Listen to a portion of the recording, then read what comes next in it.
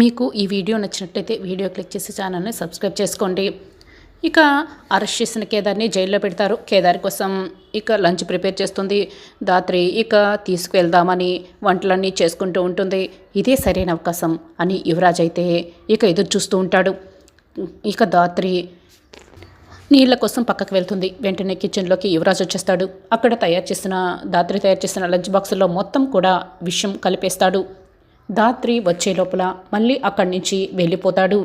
ధాత్రి అయితే ఏమీ తెలియకుండా వాటన్నిటినీ ప్యాక్ చేసి ఇక స్కూటీలో కేదార్ కోసం బయలుదేరి స్టేషన్కి వెళ్ళిపోతుంది.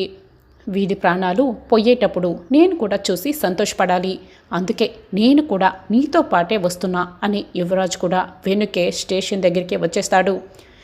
ధాత్రి అయితే లంచ్ తీసుకొస్తుంది. అబ్బా గుమగుమలాడిపోతున్నాయి ధాత్రి అంటూ కేదార్ అయితే తినడానికి కూర్చొని ఉంటాడు. నేను తినిపిస్తాను కేదార్ అని ధాత్రి అయితే ప్రేమగా కేదార్కి తినిపిస్తూ ఉంటుంది. తినిపించు, నువ్వు తినిపించే ఈ ముద్దలే ఆఖరి ముద్దలవుతాయి, వాడి ప్రాణాలు కూడా పోతాయి అని యువరాజ్ అయితే చాట్ నుంచి చూస్తూ చాలా ఆనందపడిపోతూ ఉంటాడు.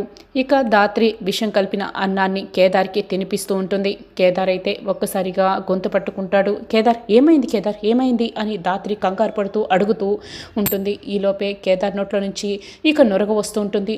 అలాగ నొరగలు వచ్చిన మరుక్షణం ఇక కింద పడిపోతాడు. ప్రాణాలు పోగొట్టుకోవడంతో ఇక ధాత్రి అయితే కేదార్ అని ఏడుస్తూ ఉంటుంది. కేదార్ దగ్గర ఉలుకు పలుకు లేకపోవడంతో ఈ ధాత్రి అయితే కేదార్ని చూసి ఇక బాధపడుతూ ఏడుస్తూ ఉంటుంది.